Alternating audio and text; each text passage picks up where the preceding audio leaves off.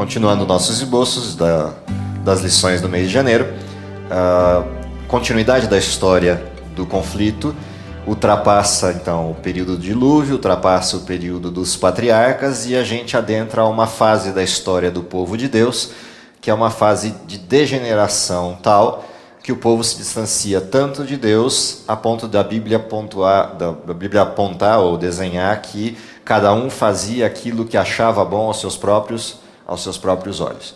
Essa foi a degeneração que os descendentes de Abraão, os descendentes do povo de Israel, entraram pelo distanciamento de Deus. Essa é a lição de número 4. Então vamos a ela. Título da lição e o verso.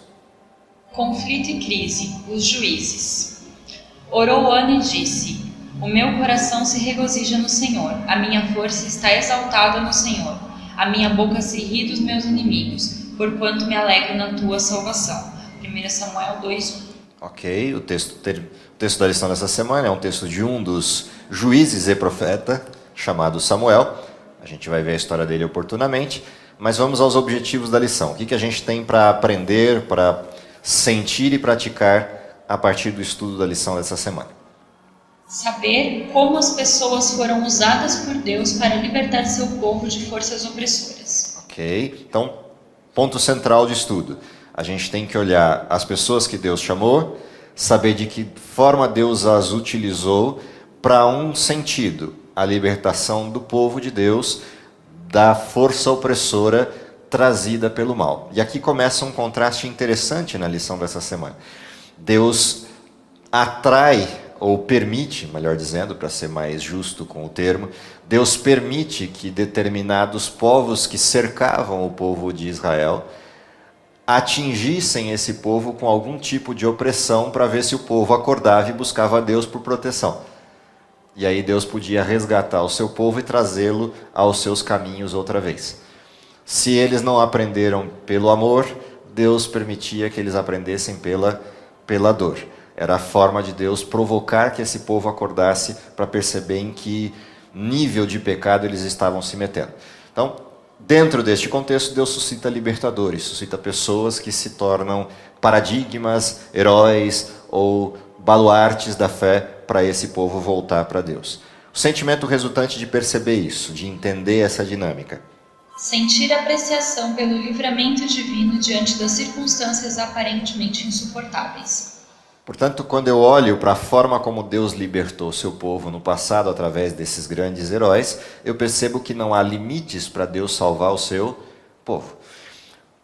Problemas que a gente vai olhar, e que às vezes parecem até insanos olhados com o olhar humano, não parece que é brincadeira esse negócio? De Deus ficar num cabo de guerra, puxa o seu povo, deixa o povo embora, puxa o seu povo, deixa o povo embora, faz um ataque chegar.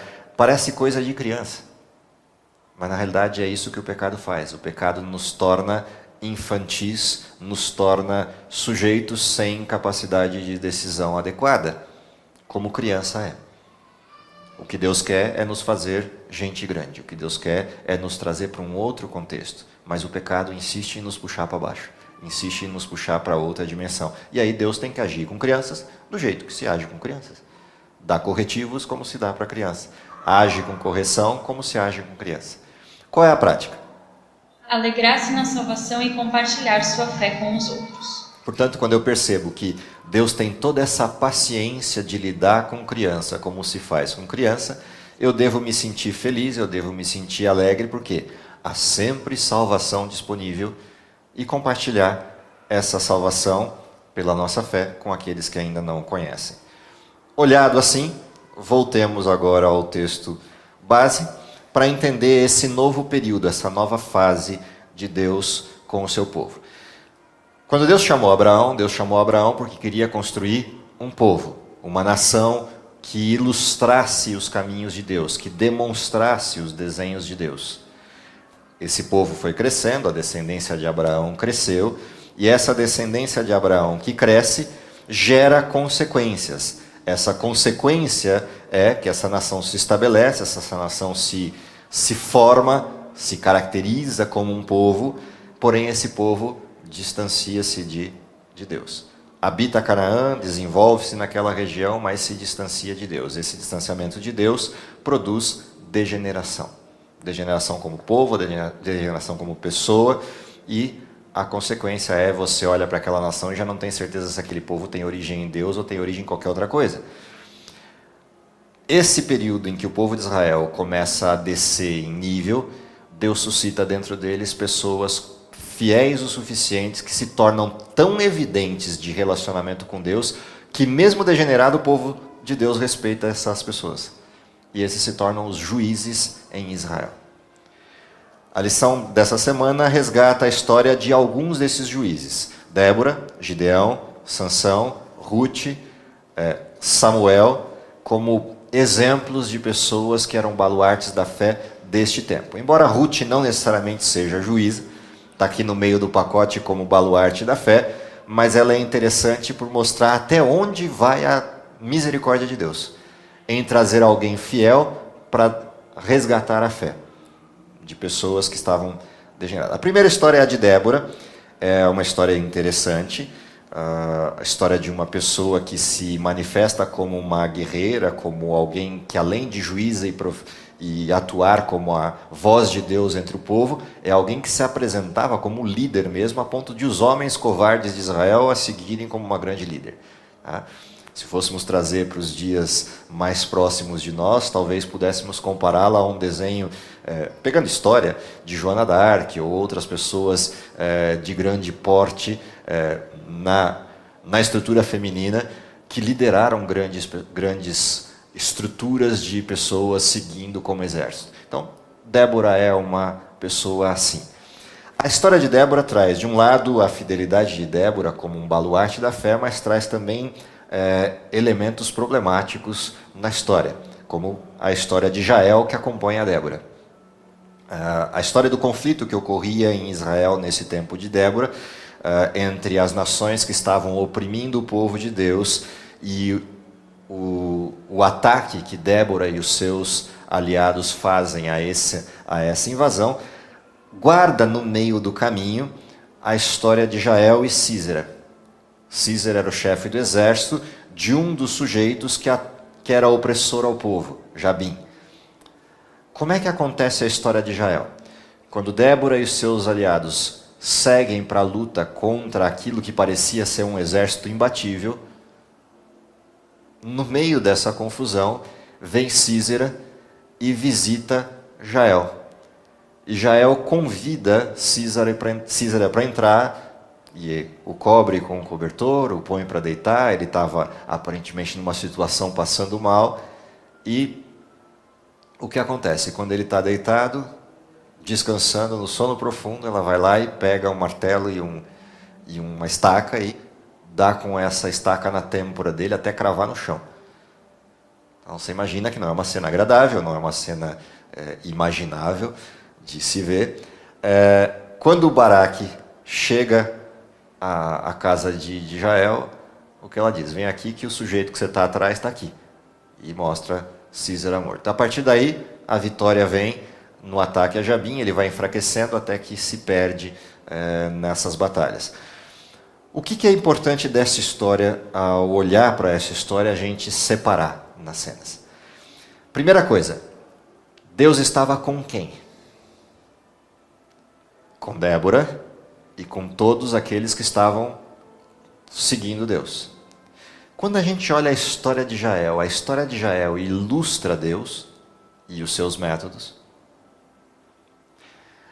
O perigo da história é a gente olhar Jael e querer trazer Jael como exemplo. Portanto, se eu trago Jael como exemplo, eu estou trazendo defesa armada, eu estou trazendo ataque, eu estou trazendo uma série de estruturas que justificariam meios espúrios de defesa daquilo que Deus pediu.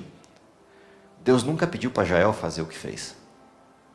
Deus havia dito a Débora e aos seus aliados que a vitória era certa. O que Deus anteviu? O que Jael ia fazer.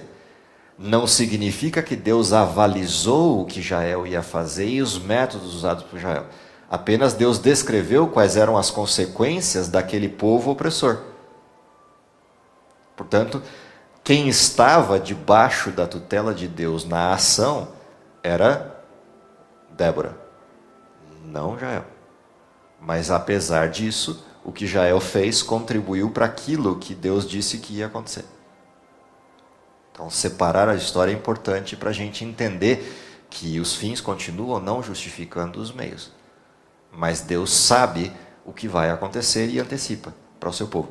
Se Débora e o seu povo não tivessem fé, teria acontecido o que aconteceu com Jael? Não. Se eles não tivessem partido para o ataque, não teria acontecido isso. Se eles não tivessem perseguindo Sísera, Sísera não teria se escondido na casa de Jael. Portanto, só aconteceu o que aconteceu porque eles foram fiéis aqui. Não significa que o que Jael fez estava avalizado por Deus. Então, isso é importante entender na história, para a gente não descontextualizar o fenômeno. De qualquer forma, a fidelidade de Débora, o resgate da fidelidade a Deus ao povo de Israel, permitiu que os próximos anos, os próximos 40 anos, fossem anos de paz. Então, esse momento da história de Débora produziu paz em Israel. Até quando? Até Israel descer a ladeira outra vez. Descida a ladeira outra vez, surge um novo povo, dessa vez os midianitas, e os midianitas se tornam a mão opressora contra o povo de Deus degenerado. Quem Deus chama dessa vez? Um sujeito chamado Gideão. Deus busca um sujeito que é um sujeito aparentemente covarde, medroso, com todos os tipos de dificuldades, mas um sujeito temente a Deus, a despeito dessas dificuldades que ele trazia no seu bojo aí, enquanto emoções. Por que eu sei que Gideão era um sujeito covarde, medroso, etc? Basta olhar como ele responde a Deus. Isso a gente vê lá em Juízes capítulo 6. A resposta de Gideão a Deus é uma resposta de um sujeito medroso. Gideão é muito parecido com Moisés quando foi chamado para voltar para o Egito, lá no deserto de Midian. Então, quando Moisés é chamado, ele apresenta a mesma dificuldade de aceitar o chamado de Deus. Eu sou fraco, eu não posso, eu já estou velho. Gideão, eu não posso, como é que eu vou enfrentar todo esse povo? A mesma falta de coragem que Gideão manifesta é a que Moisés apresentou lá atrás. Mas Deus conhecia uma parte de Gideão que nem Gideão conhecia. Isso mostra uma coisa curiosa do desenho de Deus ao chamar seus filhos. Deus conhece coisas em nós que nem nós mesmos sabemos. Deus sabe do que nós somos capazes se estivermos com Ele, nós não. Deus conhecia a fé, apesar da fraqueza de Gideão. E Gideão, na sua fé, pede um sinal para Deus. E a fraqueza dele se manifesta na repetição do pedido. Ele pede o sinal uma vez, pede outro, e Deus vai modificando. Deus respeita essa falta de coragem de Gideão. E aí a gente vai vendo o desenho da próxima estrutura. Quando o Gideão não tem saída, ele fala, não, Deus está comigo mesmo e não tem jeito. Então, bom, já que ele está comigo, então agora eu vou formar o grupo. E aí, ao formar o grupo, começa o descarte. O que Gideão aprende? Aprende a ver nos outros o que Deus viu nele. Quando Deus pede para ele, libera os que não têm coragem, o que Gideão vê do lado de fora? A paciência que Deus teve com ele. Seja paciente com eles. Se eles não têm coragem, manda para casa de volta. Agora vamos mostrar aos outros que disseram que têm coragem, mas não têm. Disseram que estão prontos, mas não estão. E aí vem um segundo teste. Aí fica o grupo que Deus quer de verdade. Quando chega o grupo que Deus quer de verdade, a estrutura final do que Deus quer de verdade é um grupinho que não poderia vencer. Não tinha como vencer. Porque a vitória não era para ser deles. Aí agora ele vai ensinar o método. Qual é o método da batalha? O método da batalha é lutar com jarro. É lutar. Então, assim, o desenho é muito interessante na história deles. A história que está por trás de Gideão mostra o que Deus viu em Gideão. E o que Deus ensinou Gideão vir em si mesmo ao ver os outros. Essa paciência com que Deus lidou com o povo de Israel, quem estava pronto para a batalha e quem não estava. E aquele que não estava pronto para a batalha foi salvo pelos sujeitos que ficaram para a batalha, os 300 finais. Ou seja, Deus é misericordioso inclusive com aquele que não estava pronto. E que estaria pronto depois. Mas não estava naquele momento. Então, isso mostra como Deus também age conosco nessa estrutura do conflito. Ou seja, o conflito ele pode produzir arrogância, mas também pode produzir medo, desespero, covardia. Tudo isso é parte das consequências do pecado nessa estrutura do conflito. A história de Gideão, a gente conhece como termina, o opressor é vencido e de novo a gente passa a ter paz em Israel. Fruto dessa tremenda vitória que foi a vitória dele.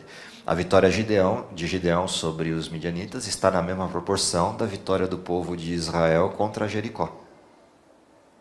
A queda de Jericó não se fez pela competência humana, se fez pela intervenção de Deus. A queda dos midianitas não se faz pela competência humana, se faz pela intervenção de Deus, porque os midianitas mataram os próprios midianitas, pelo medo e pelo desespero de ver um exército de 300 pessoas cercando na montanha. O pavor total no meio da noite. Então, dentro deste contexto, vem a forma como Deus liberta o seu povo. Deus liberta o seu povo nas situações mais insuperáveis possíveis. Estava lá no objetivo da lição. Não importa quão negra seja a história, Deus tem uma forma de libertar daquilo. Quando a gente olhar o remanescente no final da história, vai ser um punhadinho de gente contra o mundo inteiro. Como é que isso vai ser vencido? Deus intervém. É esse punhadinho de gente que se levanta e mostra a verdade. E mostrada a verdade, esse punhadinho deixa de ser um punhadinho. É nessa fase final da história do punhadinho de gente que você vai formar o grande exército de Israel. A grande multidão dos salvos. Então, esse desenho também se repete na história final, nos conversos da última história.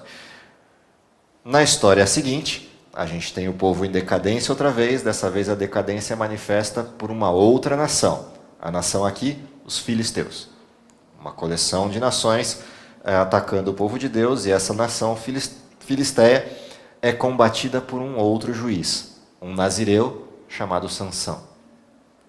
Sansão recebe uma bênção especial de Deus.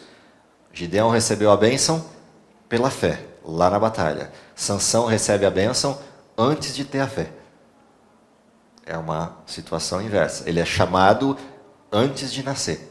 O filho que nasceria seria um nazireu criado para ser o futuro juiz e libertador do povo de Deus, dos filisteus. Sansão cresceu com essa história, mas se distanciou dela. O curioso, ele se distancia da história, mas Deus não se distancia da promessa. A promessa da força em Sansão, que está nos seus cabelos, ou seja, na promessa que ele faz a Deus de não cortar o cabelo, de não passar navalha nos seus cabelos, na promessa de continuar no nazireato, Deus não retira a sua parte da promessa, até que Sansão retire a sua.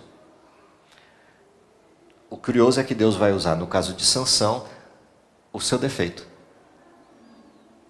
Já que Sansão não se rendeu a Deus de forma completa, é no defeito de Sansão que Deus mostra para Sansão qual é a sua missão. Ele era um sujeito mulherengo, um sujeito impulsivo, reagia a qualquer um que lhe pisasse no calo com raiva e com ira, e Deus usa essa ira contra os filisteus. Cada uma das situações em que Sansão se meteu, seja na situação da primeira moça, depois a situação da morte da sua esposa, depois cada situação em que Sansão se meteu, a sua impulsividade de reação demonstrava que Deus estava com ele. Deus não estava com ele no pecado que ele cometeu, Deus estava com ele na missão. A missão de Sansão era combater os filisteus. E cada vez que ele ficava com raiva, aparecia esse combate. E os filisteus iam recuando. Até que a última situação de raiva dele leva ele a uma situação de matar 1000 sujeitos. Bom, termina essa história, Sansão vai para a decadência completa, perde a força. Perdida a força, ele vai à prisão, fica cego e aí acorda para a vida. Sansão fica cego, fica careca, vai empurrar uma pedra de moinho no lugar de um jumento, e no dia da festa, todos os líderes da estrutura filisteia estão reunidos no grande palácio templo, e aí trazem Sansão para a zombaria. Aí Sansão entende de que eles não estavam zombando dele, estavam zombando do Deus de Israel. E aquilo suscita uma ira em Sansão sem precedentes. Só que dessa vez não é uma ira impulsiva daquela que ele atacou com queixada de jumento ou outras coisas do gênero. Dessa vez a ira é contra o pecado de fato. Agora Sansão aprendeu para que Deus o chamou. Deus o chamou para destruir o pecado. E aí ele pede por misericórdia se Deus pode ajudá-lo. E de novo, texto fora do contexto é pretexto, né? Se eu pegasse a história de Gideão, qual é a história equivocada que eu poderia aprender com Gideão? De que eu posso brincar com sinais. Sabe aquela coisa? Vamos ver qual é o texto de Deus para hoje. Põe a Bíblia no alto, gira ela aqui, põe o dedo no texto, baixa e vai. O texto para hoje é esse. Aí o texto para hoje vem assim. Será que é esse mesmo? Lembra da historinha do Judas? Judas foi e enfocou-se. Vai e faz da mesma maneira. E o que tem que fazer, faz depressa. Imagina você escolher 3 textos em cadeia dessa forma e falar, essa é a mensagem de Deus para mim hoje. Não é assim que Deus funciona. O perigo da história de Gideão é a gente achar que Deus funciona assim, que Deus é um amuleto da sorte que eu posso brincar com ele pedindo sinais. Gideão não pediu aqueles sinais como amuleto de sorte. Gideão estava vivendo uma crise de fé. E Deus, na sua misericórdia, entendeu o que Gideão precisava para ter a fé necessária para com 300 pessoas ir lá atacar os midianitas, que eram milhares e milhares. O que Deus faz com Sansão? A mesma coisa. Portanto, eu não posso olhar a história de Sansão como alguém que recebeu um amuleto da sorte para brincar com Deus. É exatamente o inverso. É Deus levando até as últimas consequências a história de Sansão para salvar Sansão. Antes de pensar no povo de Israel, Deus estava pensando em Sansão. Quando Sansão vira para Deus e diz, posso ter a força uma última vez e o Senhor aceita que eu morra junto como sacrifício pelo povo, já que eu não fiz aquilo que eu devia ter feito pelo povo. Ou seja, o que Sansão está pedindo não é uma situação de impulsividade, é uma situação de entender o que Cristo fez por ele. Eu posso ser um pedaço desse fenômeno de salvação? Ou seja, eu posso dar minha vida pelo meu povo. E Deus fala, então agora você entendeu a sua missão. Não precisava ser assim. Você não precisava morrer assim. Mas já que você entendeu, então eu permito que você morra assim. E é por isso que você vai encontrar Sansão na galeria dos heróis da fé. Sansão não é um suicida. Sansão é alguém que deu voluntariamente a vida pela salvação de todos. Como Cristo não é um suicida. É alguém que voluntariamente deu sua vida em favor de todos. Então, Sansão ilustra Cristo. Por isso está na galeria dos heróis da fé. Ele é um exemplo de Jesus. Da forma como Jesus se deu. Sansão faz a mesma coisa aqui. E nesse dia morreram milhares de filisteus, os líderes de toda a estrutura filisteia, eles se enfraquecem e a paz vem ao povo durante vários anos de novo. As 2 próximas histórias, a de Ruth e a de Samuel, ilustram modelos semelhantes. A de Ruth resgata o quê? Até onde vai a misericórdia de Deus com o seu povo? Ruth é nora de Noemi, que é israelita. Ruth não. A degeneração de Israel faz com que os filhos de Noemi busquem esposas entre os sujeitos do paganismo, o que era contra a vontade de Deus. Uma dessas pessoas, Ruth, não a outra, se converte à mesma fé que tinham os hebreus. E uma fé maior que a do sogro, a do cunhado e a do esposo. E maior, inclusive, que a de Noemi. Órfã não se converteu. Ruth sim. Quando toda aquela desgraça acontece e elas vão retornar para... Noemi vai retornar para sua casa para ver se não morre de fome e manda suas noras irem embora para suas casas, afinal de contas elas poderiam ser ricas nas suas famílias. Ruth não aceita isso e fala, não, eu vou contigo. A minha responsabilidade é cuidar de você como era a do meu marido. E eu vou cuidar de você até o fim dos seus dias. E aí Noemi entende que não tem como evitar que Ruth vá e entende que aquilo é resultado da fé e não de uma situação de nora. E assim elas vão. A história inteira que se desenha a partir disso é a demonstração do tamanho da fé que estava em Ruth. Essa fé é tão grande que demonstra lá na frente o resultado. É de Ruth que vem o Redentor de Israel.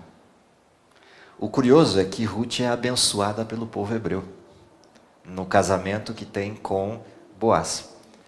A história de Boaz mostra a distorção de Israel, a fé que Boaz tinha, inclusive de esperar que o outro, que seria o Redentor, que casaria com Ruth, ter que escolher se casaria ou não. E aí vem a astúcia de Boaz, sabedoria dada por Deus, de ele colocar que o pacote tinha que vir completo, o pacote tinha que vir com sogra, com responsabilidades, etc. E aí o sujeito, se não, estou fora, e aí Boaz pode receber Ruth, e aí a cena mais bonita é aquela de a cidade, o conselho da cidade abençoar Ruth. Mal tinham ideia eles de que estavam abençoando a redenção de Israel. E aí na genealogia de Jesus você vai encontrar o tamanho dessa redenção.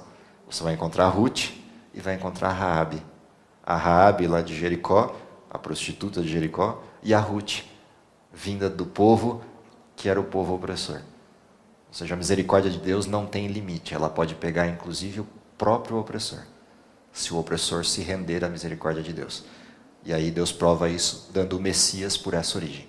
O que mostra que a salvação em Cristo é abarcante total, não tem limites. Ruth ilustra isso como salvação. O conflito está resolvido em Cristo, mas o conflito existe. O conflito é real. Em Ruth a gente vê o preconceito, a gente vê uma série de coisas interessantes da história do povo de Deus. O próximo sujeito da história, Samuel, o último dos juízes na lição dessa semana. Samuel ilustra a passagem de um modelo para outro.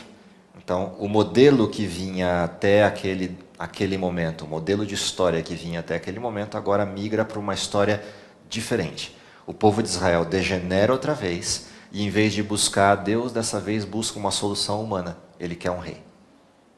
E de novo a gente vê o desenho de Deus tentando, apesar disso, escolher o melhor.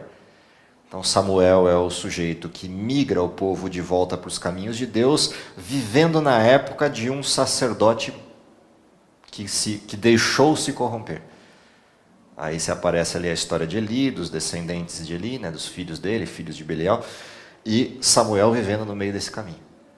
Então Deus chama um garotinho para dentro da casa sacerdotal, para ser educado por um sacerdote cujos filhos eram o pior tipo de exemplo para Samuel. Então, é assim que Samuel cresce. E isso mostra que o contexto não justifica as minhas escolhas pessoais. A fé ela pode isolar o contexto. E Samuel é o exemplo disso.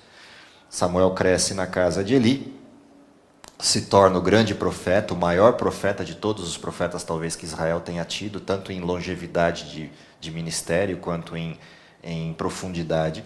E é esse Samuel que guarda a mesma frase que guarda a história de Jesus. E crescia o menino em sabedoria, estatura e graça. Se você olhar a história de Samuel, é o mesmo desenho. Samuel é o sujeito que migra a história para reinados, então Israel pede um rei, Deus concede o rei, Samuel unge Saul, mas é curioso que Samuel vai ungir um outro rei antes de morrer. Diferente daquilo que a visão humana podia indicar. Mesmo Samuel como profeta, ele vai cumprindo a missão de Deus para ungir um filho da casa de Jessé. E ao buscar o filho da casa de Jessé, ele passa por todos os filhos que ele achava que deviam ser rei. Até que vem aquele que ele nunca escolheria, e é esse que ele unge, Davi. De quem eles são descendentes? De Ruth. Lembra que é da casa de Boaz e de Ruth que nasce Jessé, que nasce Davi. E é daí que vem o Messias. Portanto, a história de Ruth está conectada não só com Jesus, mas está conectada com o rei de Israel. Com aquele que seria o futuro rei de Israel, o rei bom. Porque Saul se corrompeu. Não que Davi não tenha se corrompido, mas Davi se corrompe e retorna. Saul se corrompe e não volta mais para Deus. A morte de Saul é diferente da morte de Davi. Davi morre como varão segundo o coração de Deus, Saul morre como um sujeito suicida numa batalha. No contexto dessa sequência de história, Samuel não assiste à sequência da história de Davi, ele morre antes da sequência da história, mas ilustra essa transição de Deus ainda tentar resgatar seu povo. Portanto, qual é a essência da lição dessa semana? Olhar que não importa condição em que a degeneração chegue, Deus sempre tem uma alternativa para resgate. E aí a gente tem os exemplos distintos desse resgate, de Deus aproveitando a peculiaridade de cada um, aquilo que é o dom presente em cada um, ou usando até mesmo os defeitos de cada um para eles aprenderem. Então assim foi com Débora, a coragem de Débora, a não coragem de Gideão, mas ancorada na fé, se transformar em coragem, a devassidão de Sansão ser revertida na conversão do próprio Sansão, a impulsividade dele como forma de ataque à agressividade filisteia, a fé de Ruth, a despeito da sua criação distinta, e, por fim, a fidelidade de Samuel num ambiente de corrupção que era o sacerdócio de Eli. Ou seja, Deus busca nos mais inóspitos lugares a salvação para o seu povo, como busca hoje. Ou seja, não é desculpa o contexto do mundo de hoje a gente falar, não, hoje não dá para ser tão radical e tão fiel assim a Deus, porque ser fiel a Deus hoje vai deixar a gente isolado do mundo. Não, não há desculpas para isso. Deus suscita nos piores lugares, nas piores condições, a salvação para o mundo. Continua fazendo isso hoje como fez no passado.